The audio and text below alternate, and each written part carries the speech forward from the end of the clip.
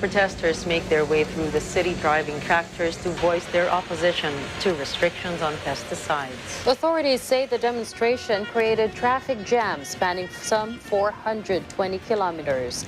More details on this later in the news.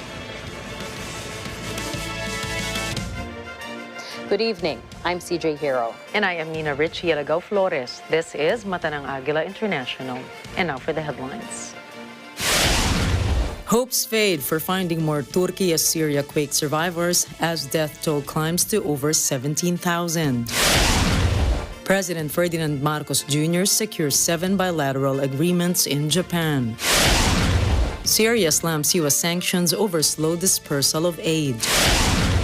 Ukraine asks allies for fighter jets on UK visit. And North Korea unveils record number of ICBMs at military parade.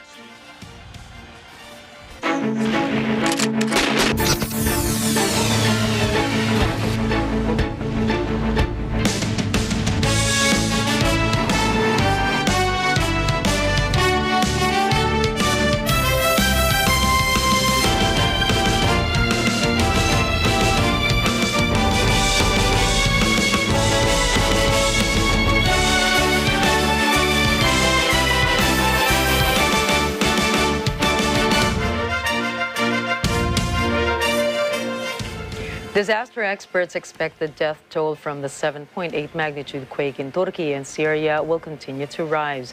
News sources say the latest number has exceeded 17,500. Turkish President Recep Tayyip Erdogan admits there are shortcomings, but with his government's initial response to the victims. In southern Turkey, people are angry and frustrated over the slow arrival of rescue teams. One survivor laments they survived the earthquake, but they will die in the streets due to hunger or cold. Local reports say some survivors are fighting for food and shelter, while others are just watching their relatives call for rescue. Twitter is not working on Turkish mobile networks, and police have detained 18 people for being proactive in social media posts that criticize the government. Yet Erdogan insists operations are now working normally to cater to the victims' needs. He also made a promise to none or no one would be left homeless. The Turkish government thanked the Philippines for sending a search and rescue team to Turkey's earthquake victims. Turkish envoy Ambassador Niyazi Efren Akyol says no help is too big or too small as he personally met the 80-member team at NAIA Terminal 3. Akyol underscores the significance of the Philippines' aid to Turkey since the earthquake disaster has geographically spread. He also called the contingent heroes and recalled how Turkey sent relief and rescue workers to the Philippines in 2013 in the aftermath of Super Typhoon Yolanda. The Turkish ambassador also sent his thanks to Philippine President Ferdinand Marcos Jr. for quickly moving to provide assistance to their country. The World Health Organization says a serious health crisis poses a threat to Turkey and Syria, calling it a secondary disaster following the magnitude 7.8 earthquake. The health agency adds these countries are racing time to save lives. Mia Villa tells us more. The World Health Organization has warned of the second health crisis that will hit Turkey and Syria, which could even be more severe than the magnitude 7.8 earthquake on Monday. There is a severe shortage on food, water, and medicines in the affected areas affected by the earthquake. The quake killed more than 16,000 people in Turkey and Syria, destroying thousands of buildings that trapped people and animals. Approximately 450,000 people have lost their homes and seek shelter. Moreover, Syria is currently facing a cholera crisis. The WHO says Turkey and Syria are currently racing in time to rescue victims and ensure they remain alive in this terrible situation. WHO Earthquake Response Incident Manager Robert Halden said his main focus for now is to save lives and ensure that victims of the first disaster continue to survive. They are monitoring the chronic conditions and non-communicable diseases, which may worsen due to the disruption in healthcare. Mia Villa for Mata ng Agila International, trusted, connected, on point. The government has assured that the country is on alert for any disasters. In fact, earthquake drills are ongoing across the country in preparation for what they call the big one. Vin Pascua files this report. The Office of the Civil Defense assures that the government is preparing to deal with disasters including earthquakes. This is to prevent widespread damage in case the feared big one hits the country. In a public briefing, OCD Joint Information Center Chief Diego Mariano explained that the government is not complacent in all cases. Tayo naman po is nagpe-prepare naman po lagi dahil alam naman po natin na ang Pilipinas ay lagi po tinatamaan ng lindol dahil tayo po ay nasa Pacific Ring of Fire. The preparation includes nationwide simultaneous earthquake drills every quarter. The public is encouraged to partake on actual evacuation and the protocol duck, cover, and hold during the earthquake. Mariano adds that through regular training, there is a high chance that casualties will be reduced because the government will identify policies and equipment that can be developed. The government is also continuously mapping areas with active fault lines, which can be used by local government units for the implementation of land use in their jurisdictions. Tuloy po ang ating mapping ng mga hazards kung saan po meron po active fault o saan po delikado. At ayan po yung dinedevelop natin para ibigay sa LGUs at sila po ay para mag-implement ng proper land use. So para malaman kung dapat pa ilikas yung mga tao doon at saan bawal magtayo ng bahay. The National Building Code is also strictly enforced. Developers and engineers are required to follow the rules in order to build earthquake-proof buildings. I am Vin Pascua reporting for Mata ng Agila International. Trusted, connected, on point. President Ferdinand Marcos Jr. has wasted no time during his visit to Japan. After arriving in the country, he immediately met with Japanese firms to encourage them to invest in the Philippines. Eden Santos has the details.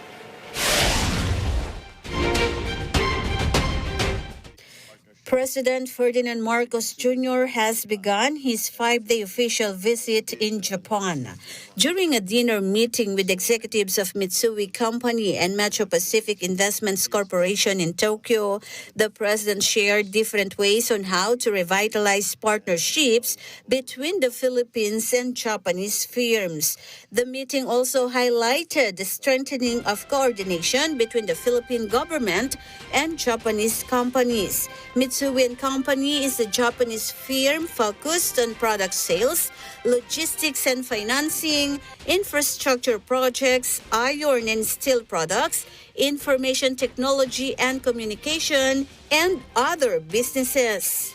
The partnerships, I think, that we have developed with our friends here in Japan, with Mitsui in particular, has been, are now, we will have to revitalize them as they have been dormant to an effect, to a degree, during the lockdowns of the pandemic. And we look forward to the discussions that we will be having here for the next few days, as we have great hopes that this will be a driver in the transformation of our economy. Before the dinner meeting, the president's delegation arrived peacefully at the Haneda International Airport in Tokyo, Japan. Eden Santos for Mata ng Agila International. Trusted, connected, on point. The Philippine-Japanese ties continue to strengthen. President Ferdinand Marcos Jr. has already secured 7 bilateral agreements during his state visit to Japan. Nadine Aguilar has the details. 7 bilateral agreements between the Philippine and Japanese governments were formally signed on the second day of President Ferdinand Marcos Jr.'s official visit to Tokyo, Japan. Foreign Affairs Secretary Enrique Manalo, Finance Secretary Benjamin Jokno, and Agriculture Undersecretary Domingo Panganiban led the signing ceremony on agreements and documents between the two countries. The 7 agreements that include various areas of cooperation include humanitarian assistance, disaster relief, infrastructure, agriculture, and digital cooperation. Yeah, it will increase the economic activity in those three regions, and it will, of course, attract more foreign investors. President Marcos met with Japanese tourism stakeholders on Thursday, where he discussed the resumption of cooperation that will help the growth of tourism between the two countries. Marcos shared the government's plan focused on having an exchange program for the tourism sector. He said the Department of Tourism will not only promote tourism destinations, but also protect those who work in the sector. We are banking on this potential to reshape the industry to be one of the key economic drivers of the country. But more than just being a major economic driver, we see the tourism industry to be a great pillar that fosters a deep love and pride of our country. The president also attended a meeting with executives of several Japanese companies dealing with semiconductors, electronics, and wire harnesses. Marcos encouraged companies to expand their business in the Philippines. He hopes that this will create more jobs and opportunities for Filipinos. Marcos' administration proudly shared that billions of pesos in investment pledges from the said companies could provide more than 10,000 jobs for Filipinos. We want the country to attain the status as a regional hub for printers, wiring harnesses, and other electronic goods. Tomorrow, February 10, 2023, the full amount of investment commitment is expected to be announced at the signing ceremony for letters of intent of Japanese companies. Nadine Aguilar, for Mata ng Agila International. Trusted, connected, on point. Two other Japanese fugitives were deported last night, as confirmed by the Bureau of Immigration and Department of Justice. Randy Bernardino has the details. Two Japanese fugitives were deported on board a Japanese airline Wednesday night. At exactly 11:45 in the evening, personnel of the Bureau of Immigration, or BI, arrived at Naiya Terminal 1 who were guarding the two fugitives, one of whom is allegedly alias Luffy Yuki Watanabe, who is said to be the leader of the series of robberies in Japan. Watanabe was accompanied by his colleague Tomonobu Saito. In the photo shared by the BI, they wore bulletproof vests at the detention facility before being transported to Naiya for deportation. Until they took their seats on the plane, it can be seen that they were still wearing the vests. They are the last of 4 Japanese fugitives to be deported back to their home country after the Japanese government demanded them. After the deportation, the Department of Justice will pursue other reforms, including balancing BI officials and personnel. This comes after the removal of 36 employees assigned to the Taguig detention facility of the BI. They were involved in the seizure of cell phones, laptops, and other gadgets inside the detention facility, where 4 Japanese fugitives were detained, which may have been a way for Luffy or Yuki Watanabe to use cell phones while in prison. The reform of the judiciary will also be fixed, which is one of the problems that has caused the fugitives to be deported immediately after the dismissal of their pending cases. On Tuesday, a court in Pasay City dismissed the anti-violence women charges against Watanabe and Saito, allowing them to be brought back to Japan.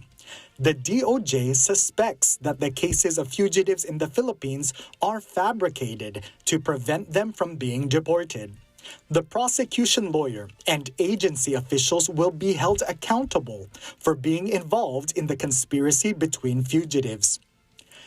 It does not mark the end of the issue of them being able to use cell phones inside.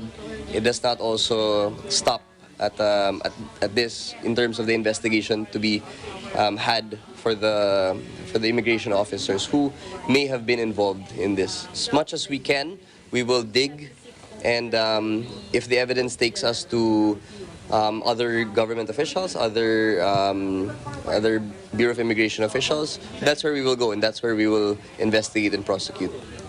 The agency also said it will look into other cases of those remaining in BI detention to expedite the deportation of others. A total of 300 foreign detainees in the BI facility are scheduled to be taken care of by the DOJ and BI to expedite their deportation. Randy Bernardino for Matalang Agila International. Trusted, connected, on point. The Department of Trade and Industry has released a higher suggested retail price or SRP for basic goods that include canned food, bread, milk, soap, batteries, candles, and others. The Canned Association or the Canned Sardines Association of the Philippines or CSAP said the price increase for canned sardines is not enough. CSAP Executive Director Bombit Buencamino said that instead of 1 peso and 50 centavos, the price increase for a can of sardines should be 3 pesos. Meanwhile, the bread manufacturer group Philippine Baking Industry suggested a 4 peso increase in Pinoy Tasty and 3 pesos in Pinoy Pandesal, but only half was approved by the DTI. Phil Baking President Jerry Lau assured they will appeal the prices of sugar, flour, and oil, which remain high.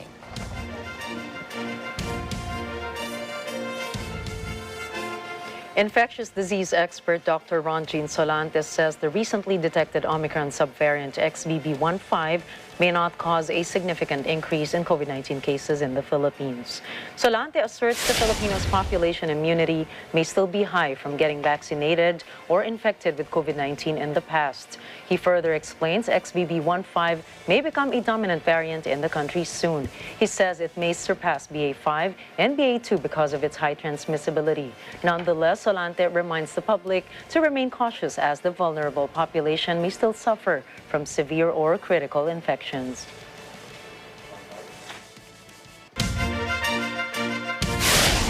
Coming up, 2 children are killed in a deliberate bus crash into a Canadian daycare. The U.S. says China has a fleet of surveillance balloons. And UN experts say North Korean hackers stole record virtual assets. Matanang Agila International will be right back after the short break. Don't go away.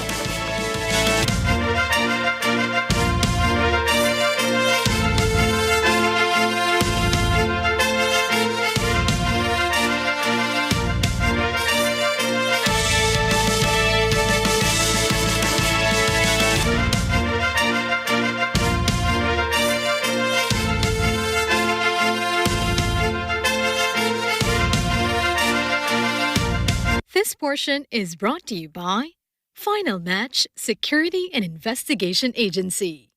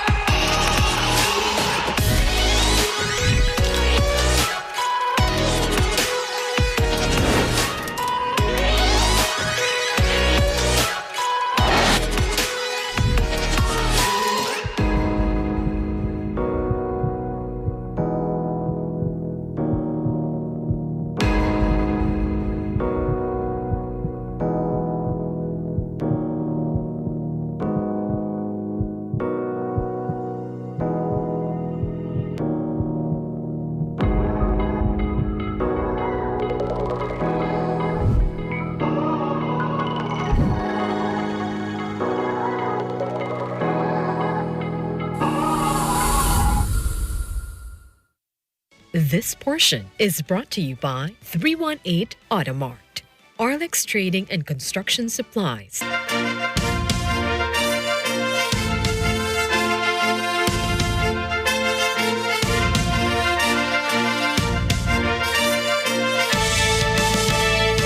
The news continues here on Matanang Agila International.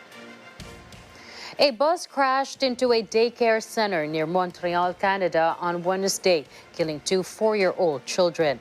One of the victims died on the spot, and the other died in an ambulance while many were trapped under the bus. A spokesman for the Level police says 6 other children were taken to the hospital. They are all in stable condition. The driver refused to speak, but the case hearing is scheduled for February 17. So far, no adults are reported injured from the accident. A monument to Soviet test pilot Valery Chkalov is taken down in the Ukrainian capital, Kyiv. This is part of the country's continuing decommunization program. A witness says they have always understood that Chkalov has nothing to do with Ukraine after all. Although he performed outstanding feats as a pilot, he did not contribute anything to Kyiv. She says it is artificial that the square was dedicated to him. Another witness says despite Chkalov being a good pilot, Ukraine has many talented pilots of its own. Rescue operations team worked day and night to find earthquake survivors in Syria. But sources say Western sanctions slow the dispersal of aid in the region. RT correspondent Safa Makana has the details. Search and rescue operations in Syria are ongoing. The rubble is being cleared and victims' bodies are being extracted. These operations are being conducted in Latakia, Jable, Aleppo, and Idlib. There is no final number of victims yet, as the information is being updated from time to time. It is known that the total number killed in the earthquake in all regions of Syria has surpassed 1,000 people.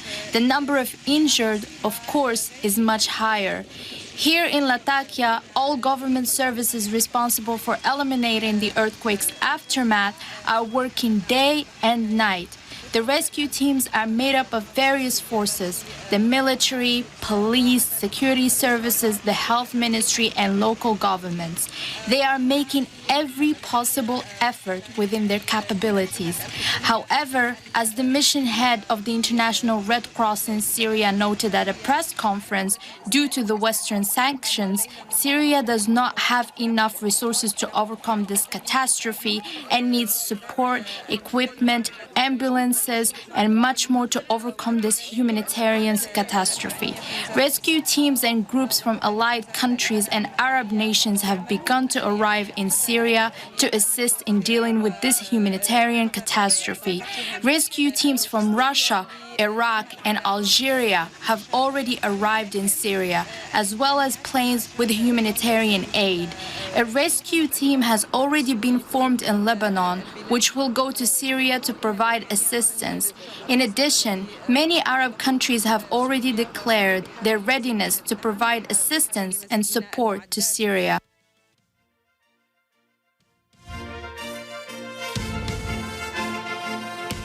Ukrainian President Volodymyr Zelensky visits London, where he speaks to the British Parliament. Zelensky uses the visit to urge allies to send combat aircraft to Ukraine. Britain says it will consider the proposal in the long term. But the U.S. and other NATO allies are reluctant to become more embroiled in Ukraine's war with Russia. Dressed in his usual green fatigues, Zelensky receives waves of applause as he addresses both houses of the British Parliament. The UK visit is only his second overseas trip since the war began nearly a year ago. After the stop at Parliament, Zelensky meets with King Charles III. He thanks the monarch for his support of Ukrainian refugees. Zelensky later visits Ukrainian troops receiving military training in England. He presents several soldiers with service medals. Russian Foreign Minister Sergei Lavrov urges world leaders to safeguard lawful economic relations from West's illegitimate sanctions. RT correspondent Vera Goffman tells us more. The meeting comes amid a tense time in the Middle East, which is seeing devastating consequences after that earthquake in the region. This video, published by members of the Russian delegation, shows chandeliers shaking from the tremors in one of Baghdad's administrative buildings as the talks were underway. Western states are attempting to suppress the voices of sovereign nations which oppose their narrative, disregarding UN Charter norms. Well, that is according to the statement by Russia's top diplomat at a press conference after the meeting with his Iraqi counterpart. Both government representatives discussed prospects of improving dialogue between countries of the Middle East. At the front of the agenda was also energy and trade, as they consider options to further their partnership in those fields.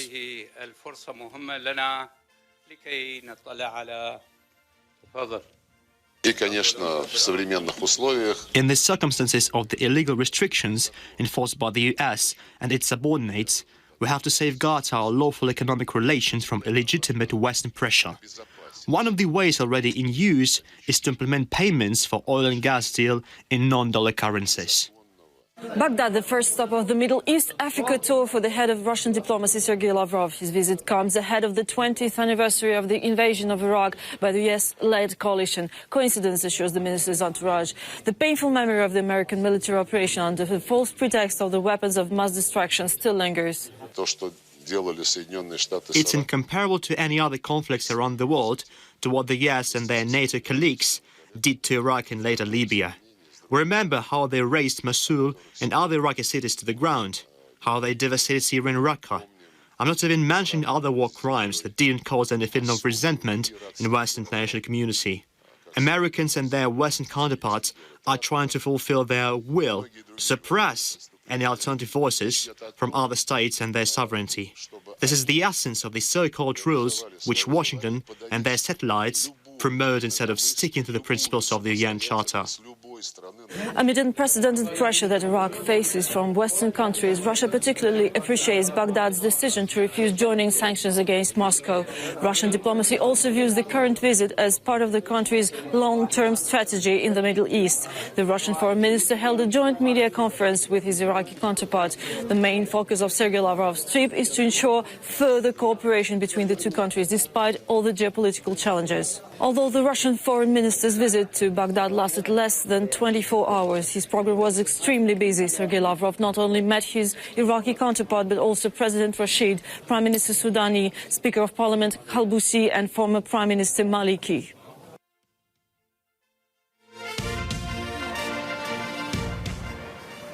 Russian Energy Ministry reports Russia and China have signed an agreement on gas supplies via the Far East route. The agreement, which still needs to be ratified, regulates the construction and operation of a gas pipeline across the Ussuri River near the cities of Dalneretchansk in Russia and Hulin in China. Sources say Gazprom will become the only Russian company that will be able to supply gas through the pipeline.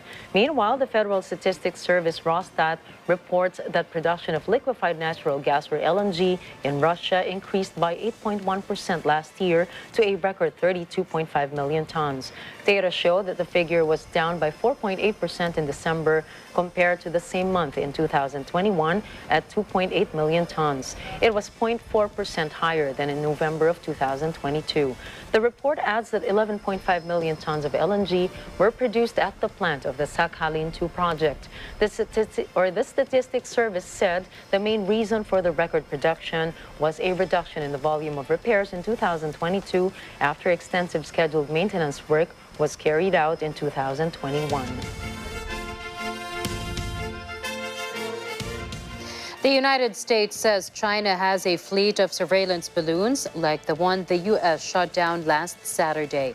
Secretary of State Antony Blinken says the airships have spanned 5 continents. Blinken's concerns are shared by NATO Secretary General Jens Stoltenberg. Stoltenberg says in the last few years, China has been investing heavily in the new military capabilities. We already shared information with dozens of countries around the world, both from Washington and through our embassies. We're doing so because the United States was not the only target of this broader program, which has violated the sovereignty of countries across 5 continents. In our engagements, we are again hearing from our partners that the world expects China and the United States to manage our relationship responsibly. That's precisely what we set out to do. We continue to urge China to do the same.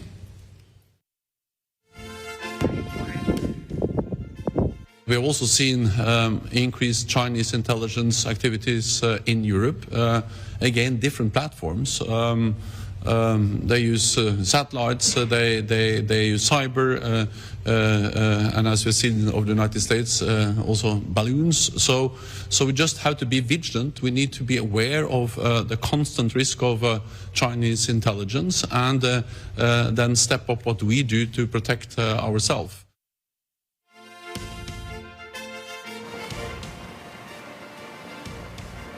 Beijing condemns U.S. President Joe Biden for saying his Chinese counterpart Xi Jinping faced enormous problems.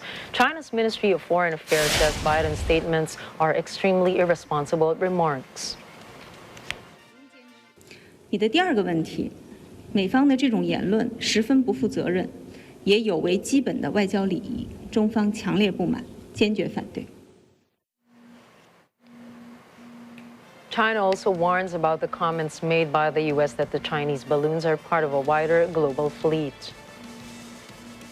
美方称这个气球是所谓机群的一部分，这个我不了解。我想这可能是美方对中国进行信息舆论战的一部分。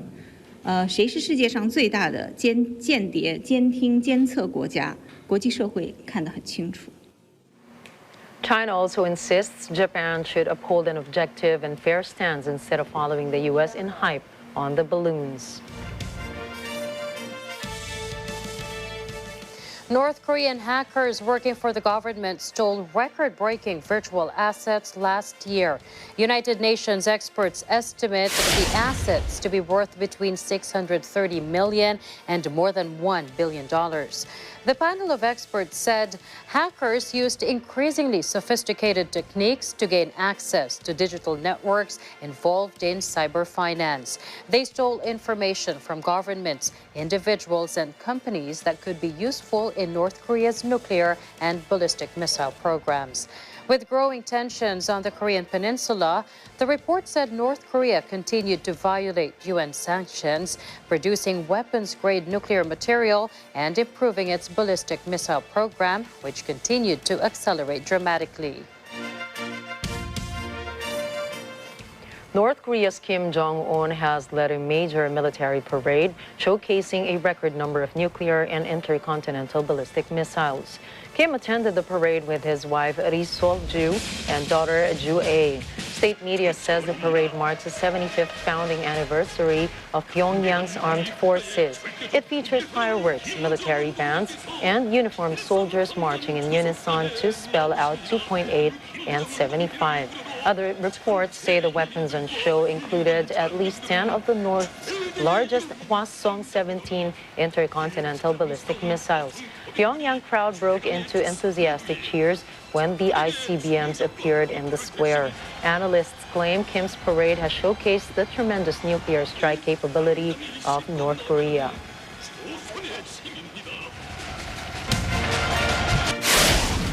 Up next, WHO warns about the spread of bird flu to other animals. Hong Kong will give free airline tickets to lure back tourists. And Chile forest fires show no signs of abating. Please stay tuned. Mata ng Agila International will return after this short break.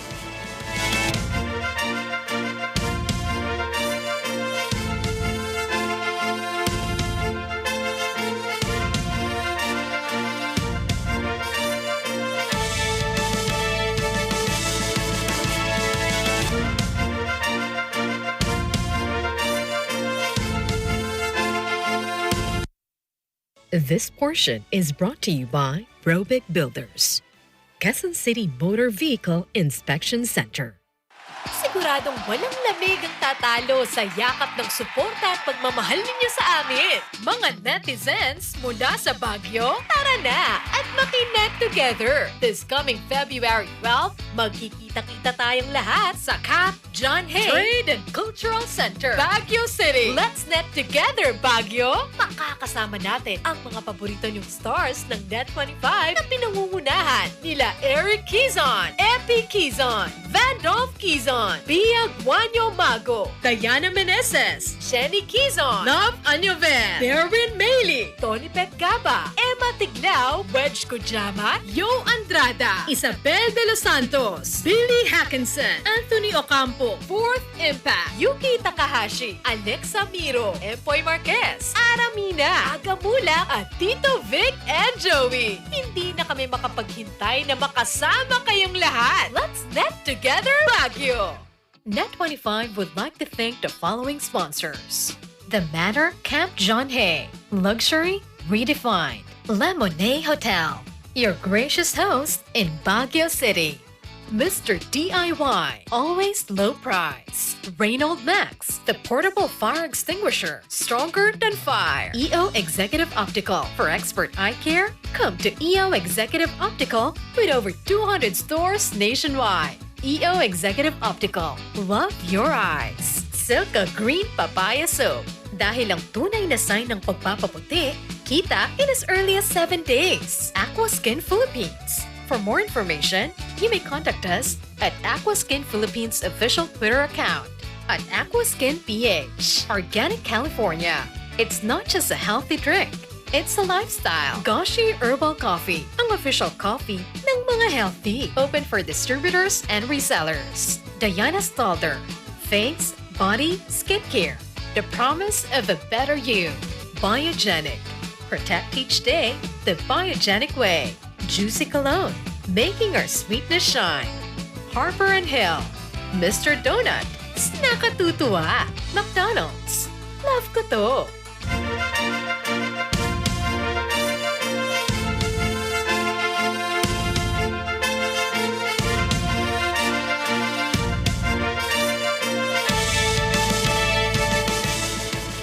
The U.S. Department of Homeland Security, together with Arizona state and local officials, ensures safety and security of employees, players, and fans during Super Bowl 57.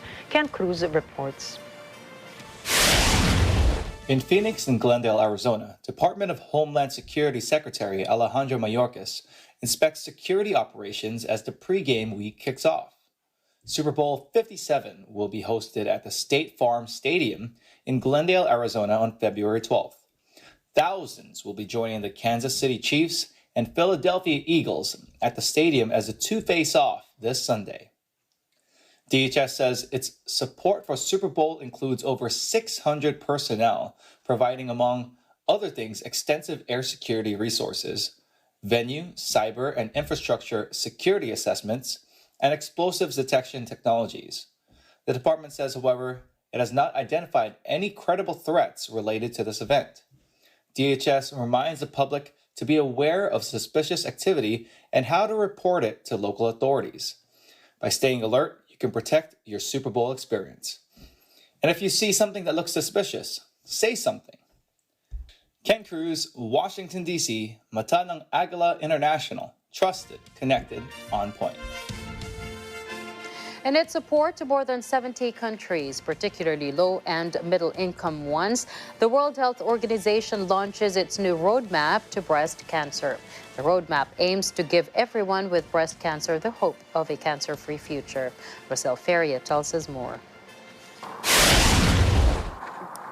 The World Health Organization releases a new global breast cancer initiative framework. Its goal? To save 2.5 million lives from breast cancer by the year 2040. The new framework recommends implementation of the 3 pillars of health promotion for early detection, timely diagnosis, and comprehensive management of breast cancer to reach the targets. WHO says that every year, more than 2.3 million breast cancer cases occur, and in almost all countries, breast cancer is the first or second leading cause of female cancer deaths. The health agency says survival from breast cancer is widely inequitable between and within countries. Nearly 80% of deaths from breast and cervical cancer occur in low and middle income countries. WHO Director General Dr. Tedros Adhanom Ghebreyesus says countries with weaker health systems are least able to manage the increasing burden of breast cancer. He says this places a tremendous strain on individuals, families, communities, health systems, and economies. Dr. Tedros urges countries to make this a priority for ministries of health and governments everywhere. A recent study suggests that with an estimated 4.4 million women dying of cancer in 2020, nearly 1 million children were orphaned, 25% of which were due to breast cancer.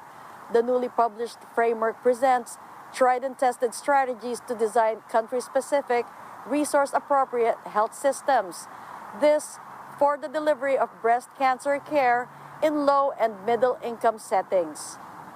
Reporting from Washington, D.C., Rosel Feria for Mata ng Agila International, trusted, connected, on point.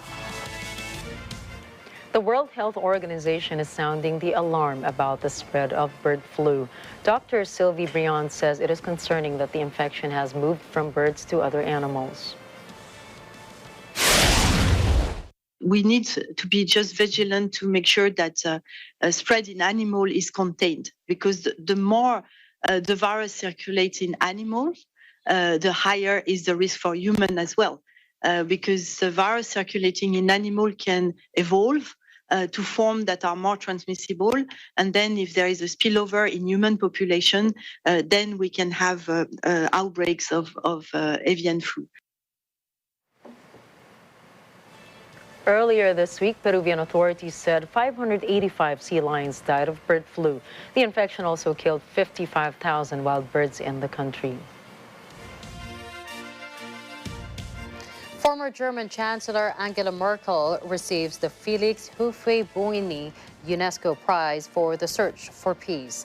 During a ceremony in the Ivorian capital, Yamoussoukro, Merkel is awarded in particular for her actions in receiving more than 1.2 million refugees and asylum seekers to Germany in 2015 and 2016. United Nations Educational, Scientific and Cultural Organization's Director General Audrey Azoulay says the jury wanted to honor Merkel's courageous decision taken in 2015. She says Merkel welcomed more than 1 million refugees when at the same time so many voices were calling for the closure of Europe. She hails Merkel as the vision of courage in politics. Merkel's decision came at the peak of a crisis fueled by the war in Syria. In Canada, Quebec immigration officials are puzzled after New York City Mayor Eric Adams revealed plans to move migrants from his city towards the Canadian border. An existing treaty between Washington and Ottawa requires migrants to register claims in the first country they arrive in before moving to the other. But this can only be enforced at official border crossings. New York City officials are reportedly giving free bus tickets to migrants to a famous unofficial border crossing, meaning the burden of processing them can be handed over to Canadian officials. Adams claimed in January that there is no more room for migrants in New York after visiting Texas border towns that have struggled to cope with record numbers of crossings. Hong Kong's government has announced plans to give away 500,000 free airline tickets. This is part of its efforts to revive its tourism industry and attract visitors back to the city. The Hello Hong Kong initiative was unveiled and has been in the works for over 2 years. Tickets will be spread out among the city's 3 airlines, flag carrier Cathay Pacific, Hong Kong Express, and Hong Kong Airlines. The 500,000 tickets cost the city about $254.8 million in total.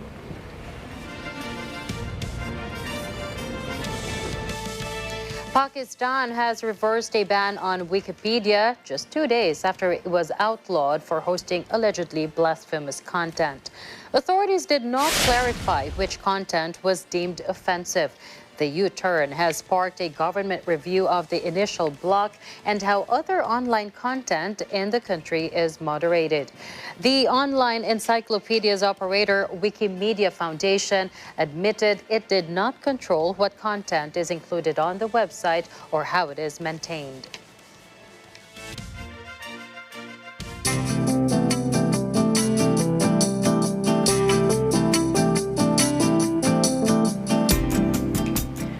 Greenpeace activists have stepped up their occupation of an oil drilling platform in the North Sea off the coast of Scotland. 2 more members of the organization climbed aboard the platform Monday as it is being towed to an oil field. They joined 4 others who have occupied the platform for a week. The group is demanding that Shell stop drilling and start paying for damage caused by climate change. Shell Oil, which owns the structure, has obtained a court injunction banning Greenpeace vessels that carried the activists from approaching the platform. This is the first new drilling platform Shell is placing in the Penguins oil and gas field in 30 years. Last week, the company announced record profits of nearly $39 billion, or billion US dollars. Members of the Mexican Army and Fire Brigade cleared the ground in the rural area of Santa Juana, south-central Chile. President Gabriel Boric visits those affected by the forest fires. Forecasts of persistent high temperatures and strong winds bode ill for drought-stricken Chile. Dozens of forest fires, many of them fatal, show no signs of abating. More than 5,600 local firefighters are actively battling 89 priority fires out of a total of 311 burning a week into the disaster. This even with backup from personnel flown in from Mexico, Colombia, and Spain. Chile is in the grips of a 13-year drought. Coming right up, Disney will lay off 7,000 workers. Philippines' EJ Obiena clinches another gold. And Michael Jackson's estate eyes a billion-dollar sale of his music rights. Catch these news and more when Agila International returns.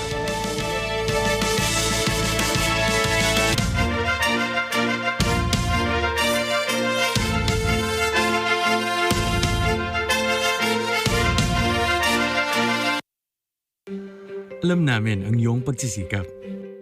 Dama namin ang iyong mga sakripisyo. Kita namin ang pagharap mo sa bawat pagsubok. Kaya sa kabila ng mga hamon ng buhay, nandito kami para umalalay. Kasi katulad mo, gusto rin namin ang magandang bukas para sa kanya.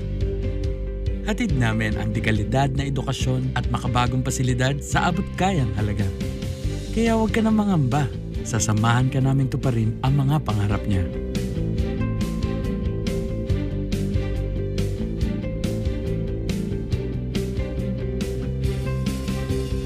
Maaasahan mong sulit dito ang mga pinagsikapan mo.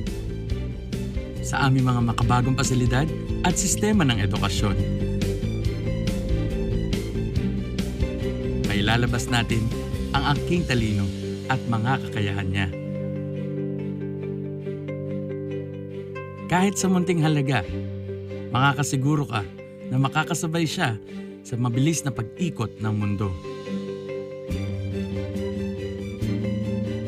Sa New Era, karamay mo kami sa bawat hamon. Kaagapay mo kami sa bawat hakbang. Kasama mo kami sa bawat ngiti at tagumpay.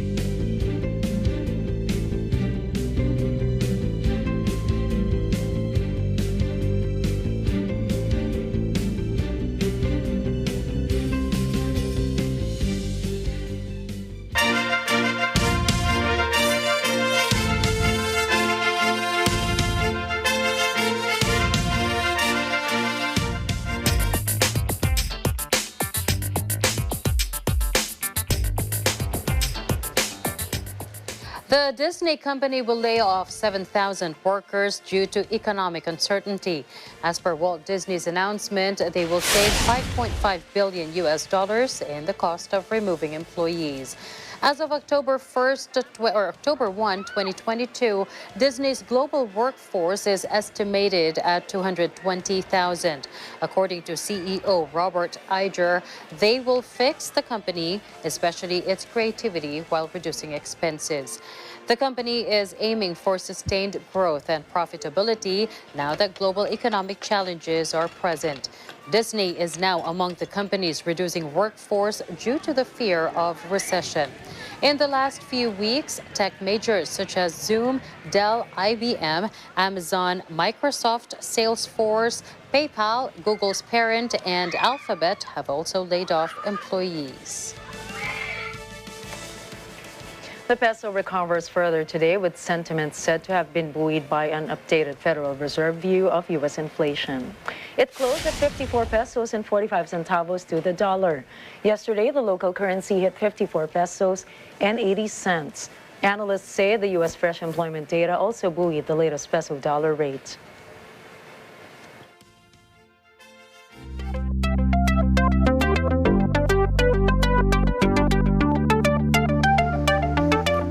Microsoft's long-struggling Bing search engine will integrate the powerful capabilities of language-based artificial intelligence. CEO Satya Nadella says it is a new era for online search. Microsoft had a launch event marking the start of what it hopes will be an unprecedented challenge to Google's two-decade dominance of the search engine market. Nadella says it's a new day for search and the race starts today. Microsoft uses the technology created by the developers of AI bot chat GPT.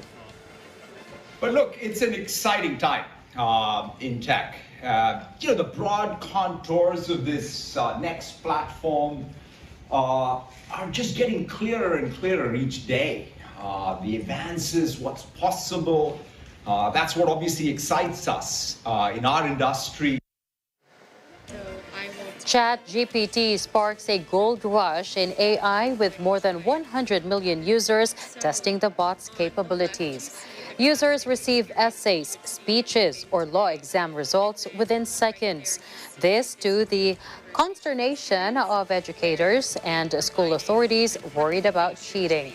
In its new format, Bing would review results from across the web and summarize them instead of merely presenting a list of links that the user must click and choose from. On more complex searches, like planning a trip or buying a TV, an interactive chat mode would appear, asking for details on what is being requested.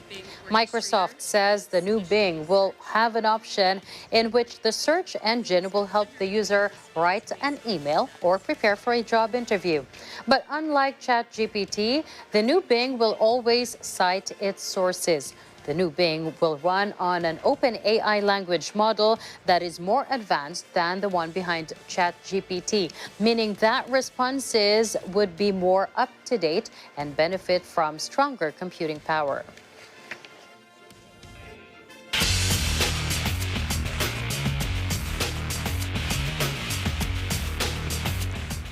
EJ Obiena maintained his position as one of the world's top pole vaulters after clinching gold again in the Orlin Copernicus Cup in Poland today. The World Athletics Indoor Tour. The Phoenix Suns have acquired superstar Kevin Durant in a blockbuster trade. The package includes Mikal Bridges, Cam Johnson, 4 first-round picks, and additional draft compensation. NBA veteran Jay Crowder is also heading to the Nets as part of the Durant trade. Durant is a 2-time champion, 2-time Finals MVP, and 2014 League MVP. In his 14th season, the 34-year-old is averaging close to 30 points and 7 rebounds per game. A court in Argentina sentences 5 amateur rugby players from the same team to life in prison. This for beating a young man to death in a crime with racist undertones. 3 more defendants are sentenced to 15 years in prison for taking part in the murder of Fernando Baez Sosa. Sosa was a young man from a Paraguayan immigrant family. The defendants and the family of victim Fernando Baez Sosa arrive at court in Dolores, Argentina for the sentencing. 18-year-old Sosa was murdered 3 years ago in a popular seaside resort.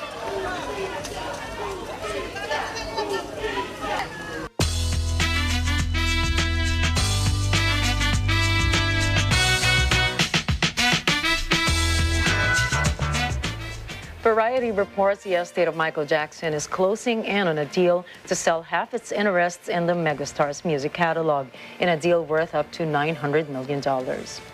The sale is to Sony and a possible financial partner. It could include a slice of the singer's publishing and recorded music revenues, as well as the Broadway show MJ, the musical, and an unmade biopic entitled Michael. If it goes ahead, the deal would be the biggest yet in the burgeoning music catalog market.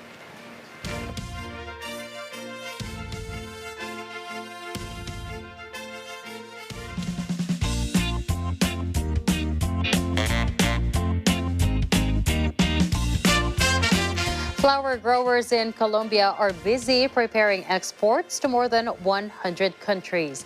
Their varieties range from roses, carnations, chrysanthemums, hydrangeas, altromerias, and bouquets. Colombia's flowers generate 200,000 jobs annually. 60,000 of direct jobs are held by women, mainly heads of families. The flower growing sector contributes 25,000 of formal rural female employment in the country. The figures for January and February of last year in exports added more than 58,000 tons of flowers from Colombia to the world.